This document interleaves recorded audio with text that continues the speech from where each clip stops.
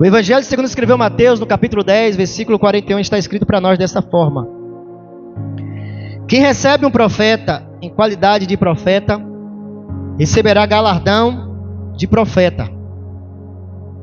Quem recebe um justo na qualidade de justo, receberá um galardão de justo. E qualquer que tiver dado só que seja um copo de água fria a um destes pequenos, em meu nome, em nome de discípulo, em verdade vos digo que de modo algum perderá o seu galardão. Soberano Deus, Pai amado, Pai querido, aqui nos encontramos na tua casa, no teu átrio, para poder te agradecer pela essa rica oportunidade de mais uma vez estarmos com os meus irmãos e edificando uns aos outros, através da oração, através, meu Deus, da comunhão. Por isso, nesse momento, fala o nosso coração de maneira clara, precisa. Fala aquilo que nós precisamos e não aquilo que nós queremos. É tudo que nós te pedimos no nome de Jesus. E você diz, amém.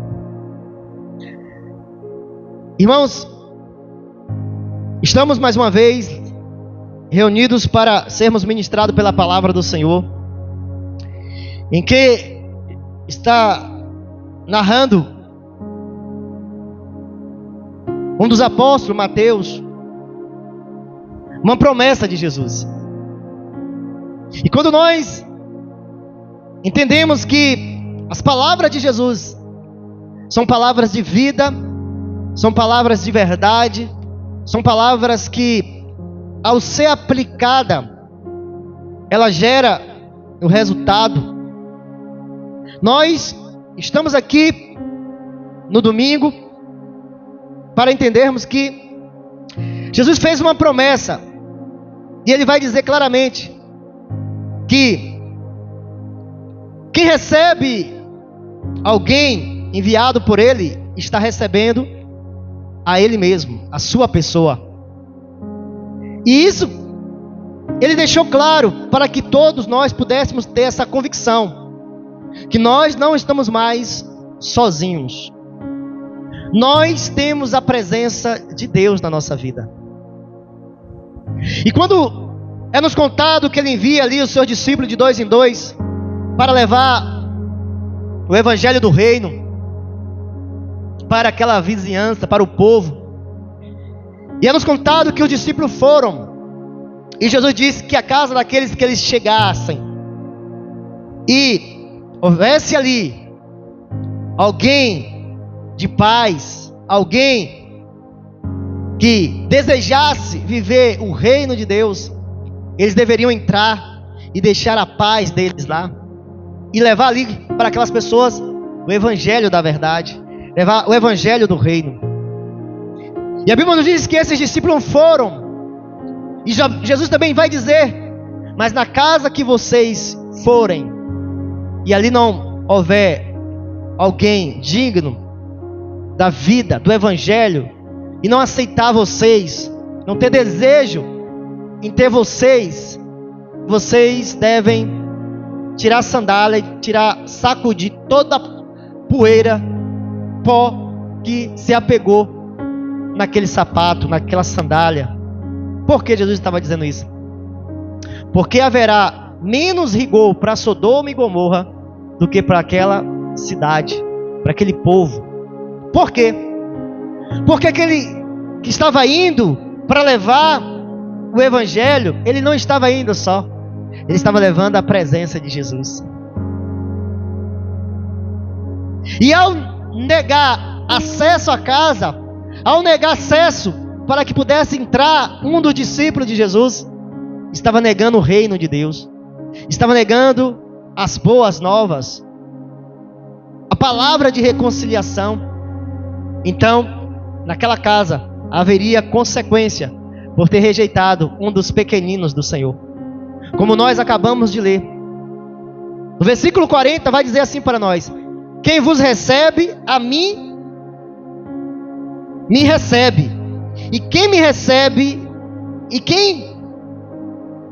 quem me recebe, a mim, recebe aquele que me enviou. Então Jesus estava dizendo claramente: vocês são pessoas especiais na terra, Vocês são luz para este mundo. Vocês são sal da terra. Vocês foram transformados para transformar. Vocês foram libertos para levar palavra de libertação. Vocês foram vivificados para vivificar através da palavra que traz vida. Por isso vocês, a partir de agora, não são mais homens comuns. Vocês são meus representantes. Vocês são meus eleitos. Vocês são pessoas que trazem agora uma identidade do céu. Vocês são embaixadores do meu reino. Vocês são ministros do meu evangelho. Vocês são dispenseiros. Vocês trazem agora uma porção do alimento para a alma desses que se encontram no mundo. Por isso vocês agora devem ter uma postura diferente. Vocês não devem viver o padrão que o mundo oferece, porque vocês não pertencem mais ao mundo.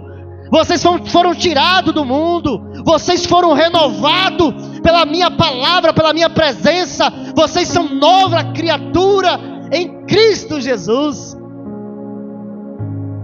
Por isso o apóstolo Paulo vai dizer: não vivo mais eu, mas Cristo vive em mim. E quando nós entendemos isso, que o apóstolo vai dizer que Cristo vive em mim, a vida que agora eu vivo na carne, eu vivo para a glória do Senhor Jesus Cristo. Nós vamos ver isso, irmão, em Atos dos Apóstolos, no capítulo 28. A vida deste homem que era um malfeitor, um mau caráter, era um assassino, era alguém que perseguia a igreja, mas que teve um encontro com Jesus. E até o encontro com Jesus ele entendeu que ele era um dos maiores, ele vai dizer, dos pecadores. E Cristo me perdoou e me enviou para levar para os gentios, para até os confins, essa palavra de reconciliação, essa palavra que traz vida, essa palavra que é o poder de Deus, que é o evangelho de Cristo. Então nós aqui vamos ver que Paulo vai passar por processos de dor.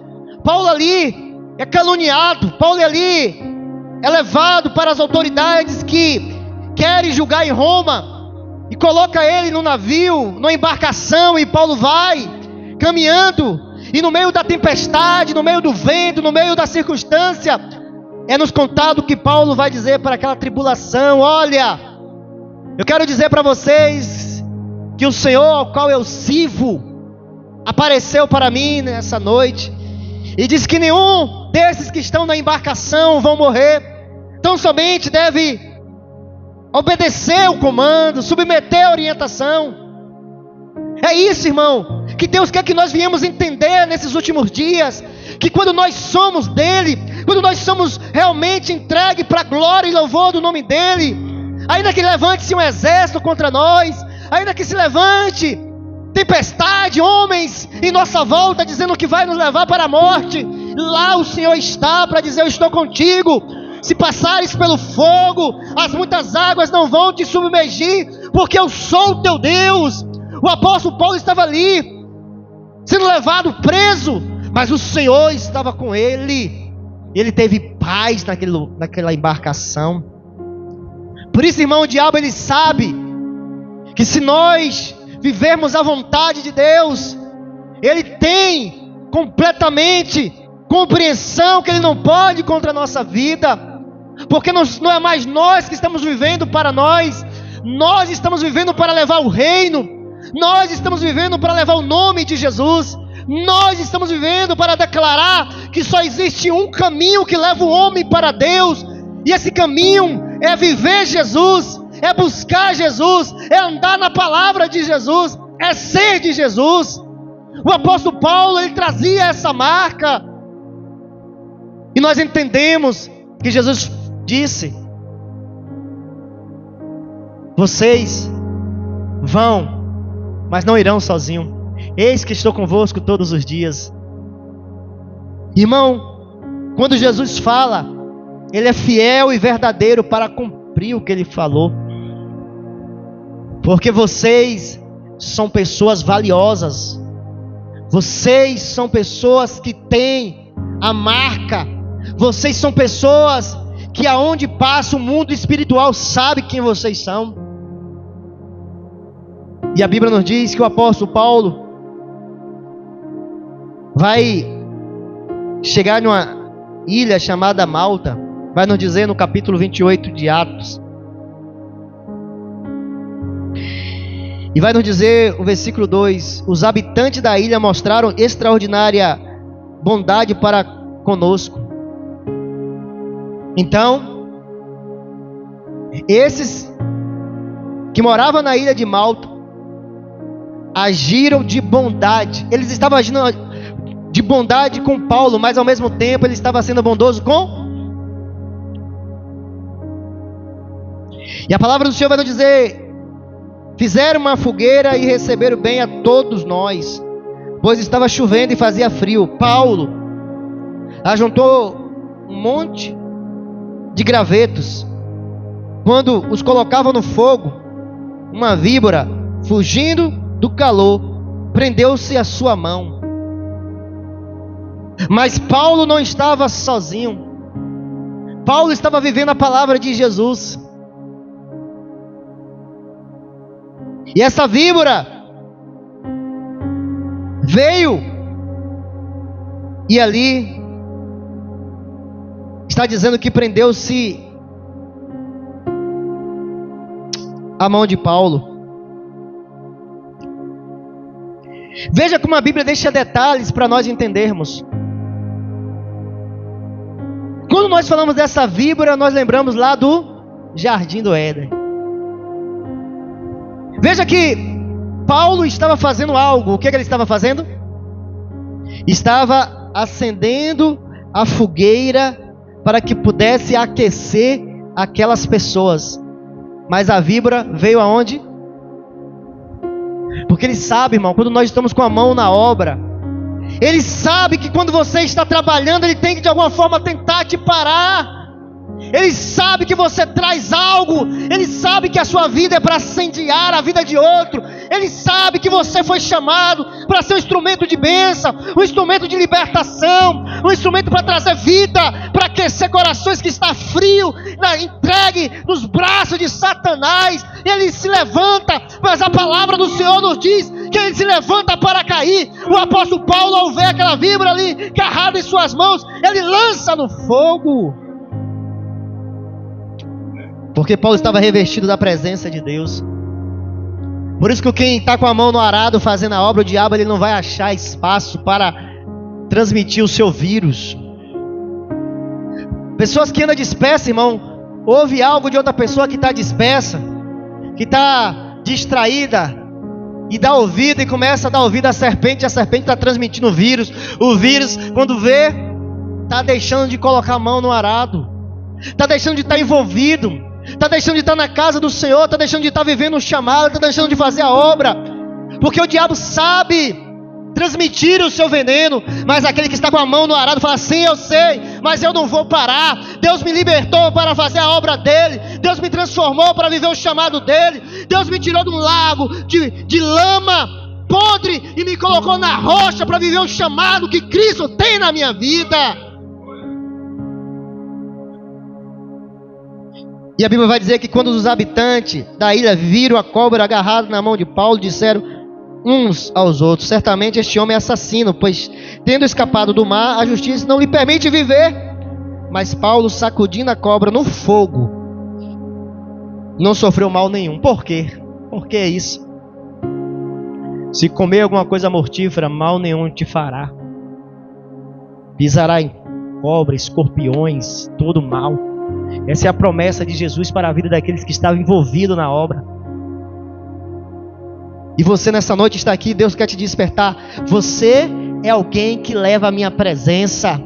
Você é alguém que está revestido do meu poder. Você é alguém que está envolvido com a minha obra. Você é alguém que o diabo vai tentar, mas vai tentar para cair, porque você está revestido do meu poder. O meu poder se aperfeiçoa na sua fraqueza. É quando você está fraco, é aí que você está forte, porque o meu poder estará sobre a tua vida. Você pode dizer amém, irmão? Oh, glória.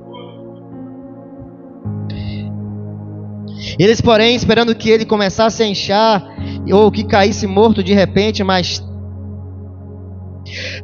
tendo esperado muito tempo e vendo que nada de estranho lhe sucedia, mudaram a ideia e passaram a dizer que ele era um Deus.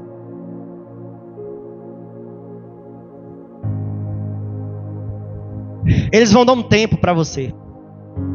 Eles vão dar um tempo, dizer, ele também vai ser, ele também vai fracassar, ele também vai morrer, ele também não vai dar fruto, ele também não vai fazer.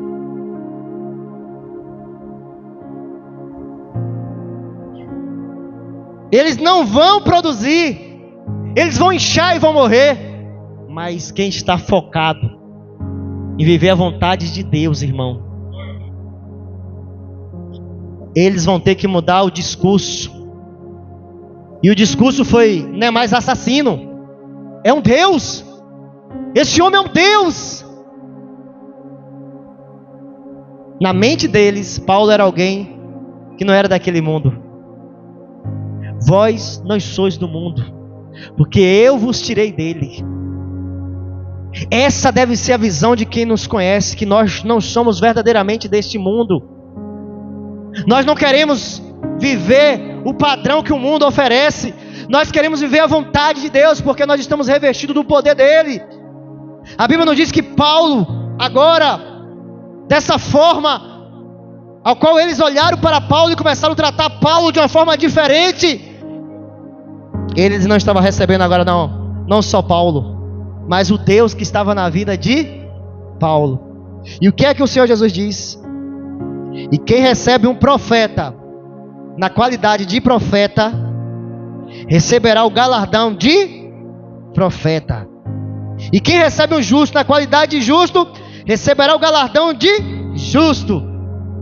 E qualquer que tiver dado só, que seja um copo de água fria a um destes pequeninos, em nome de discípulo, em verdade vos digo que de modo algum perderá o seu galardão. Então o que é que Jesus estava dizendo? Que Paulo trazia sobre a sua vida a recompensa. E como alguém poderia receber a recompensa do reino que Paulo trazia?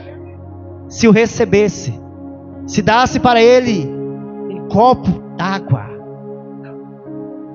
um copo com água, não é isso? Então nós vamos ver o que acontece se a palavra de Deus se cumpre, se o reino de Deus se manifesta quando alguém trata você conforme Deus vê. É um dos meus pequeninos, é um profeta, é um servo, é um discípulo. Quem cuida dele, quem trata dele, quem olha para ele com um olhar de amor, e ainda que dê um copo com água, receberá galardão, receberá recompensa. A recompensa pode ser uma cura, a recompensa pode ser um livramento, a recompensa pode ser uma porta aberta, pode ser a libertação do marido, da esposa, a recompensa pode ser um milagre extraordinário que só Deus pode fazer. E nós vamos ver que isso aqui aconteceu, irmão. Versículo 7. Aproximou-se dele. Próximo dali havia uma propriedade pertencente a Públio, o homem principal da ilha. Ele nos convidou a ficar em sua casa. Veja, este homem de influência, esse homem que deve ter muita propriedade, esse homem que era bem sucedido, ao olhar para Paulo, ele falou o quê? Vem para minha casa, entra na minha casa. Ao entrar Paulo, ele não estava entrando sozinho, o reino de Deus estava entrando na vida deste homem, na casa deste homem. Irmão, esse homem olhou para Paulo que saiu ali agora de um naufrágio. Esse homem olhou para Paulo que agora foi mordido pelo escorpião, pela serpente, pela víbora. Esse Paulo não trazia nada que pudesse levar aquele homem a dizer, é alguém poderoso financeiramente para convidá-lo. Mas ele entendeu que aquele homem que estava diante dele, Paulo, trazia algo do céu, trazia algo de Deus, trazia algo que poderia mudar a casa dele, poderia trazer vida. E assim é você, assim sou eu. Nós temos vida, porque nós trazemos a palavra de Jesus Cristo, que é vida. E a Bíblia nos diz que este homem de influência, um dos principais da ilha, convidou para ir para sua casa, e ficaram lá por 3 dias. Bondosamente nos recebeu e nos hospedou. Agora veja, versículo 8. Seu pai estava doente, acamado, sofrendo de febre e desenteria.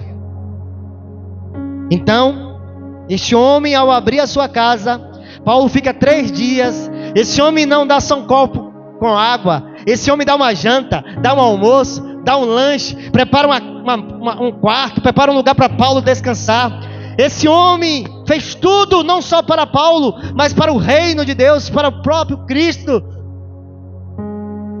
Porque Jesus vai dizer claramente: quem recebe vocês, a mim está recebendo. E é nos contado, irmão, no versículo 8, que o pai deste homem estava enfermo, estava doente com desenteria.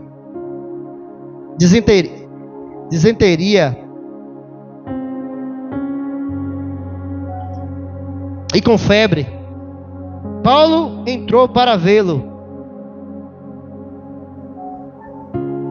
e depois de orar, impôs-lhes a mão e o curou. Veja, Paulo fez o quê? Paulo orou e depois pôs a mão e o curou. Então, irmão, este homem, ele provou aquilo que Jesus disse na sua palavra: vocês vão, quem receber vocês, a mim me recebe. Que recebe um profeta na qualidade de profeta, receberá o galardão de profeta. Receberá o galardão de profeta. Aquele homem não sabia, mas ele entendeu que Paulo era alguém importante aos olhos de Deus. Esse homem tratou Paulo com bondade, e ele não esperava nada de Paulo, porque Paulo não trazia nada visível. Paulo não trazia ouro, Paulo não era o dono da embarcação, Paulo era alguém que estava sendo levado para ser julgado. Era um detido, um preso. Mas Paulo, aos olhos de Deus, era o embaixador do seu reino, era o ministro do seu reino, era o profeta que anunciava boas novas. E ao abrir a casa e deixar que Paulo entrasse e vivesse ali por 3 dias, aquele homem atraiu para a sua casa a cura para o seu pai. Então, quando pessoas entendem isso, o milagre se torna acessível. Quando pessoas entendem que nós, que somos do reino de Deus, estamos trazendo não morte, mas vida. Estamos levando não enfermidade, mas cura. Se eles olham para você e para mim, entendendo que nós estamos vivendo para a glória de Deus, o milagre se torna acessível. E aquele homem, ele não precisou pedir. Paulo simplesmente entendeu que Deus levou Paulo até aquele lugar para manifestar o reino dele. Por isso, irmão, não queira viver o padrão que o mundo te oferece, porque o mundo oferece morte e você vive morte. O mundo oferece doença e você vive doença. O mundo oferece vergonha e você vive vergonha. O mundo oferece decepções e você vive decepções. Mas o reino de Deus oferece para você honra. O reino de Deus oferece para você autoridade. O reino de Deus oferece para você, irmão, um padrão que muitos buscam, mas só pode encontrar na presença de Jesus. Assim como Pedro e João, Paulo também só não expressou, mas com certeza foi essas palavras que eu creio que no coração de Paulo, ou até mesmo ele falou naquele dia: eu vejo que o seu pai está enfermo. Eu não tenho ouro, eu não tenho prata, mas o que eu tenho, o que eu carrego, Cristo Jesus, isso eu te dou. e orou pela vida daquele homem. E aquele homem foi curado, como nós acabamos de ler. Passará o céu e a terra, mas a tua palavra jamais passará. Em meu nome vocês vão curar enfermos, vocês vão libertar pessoas, vocês vão fazer coisas grandes, obras maiores do que a minha. Quando? Quando vocês permitirem que eu habite em vocês. E a Bíblia diz que ao curar aquele homem, o pai daquele homem que abriu as portas, versículo 9 nos diz: e tendo acontecido isso, outros doentes da ilha vieram e foram curados. Eles nos prestaram muitas honras, e quando estávamos para embarcar, forneceram-nos os suprimentos de que necessitávamos. Eles receberam a Paulo com amor, receberam cura, muitos foram curados, muitos daquela ilha receberam a cura por meio do nome de Jesus. Se coloca de pé em nome de Jesus.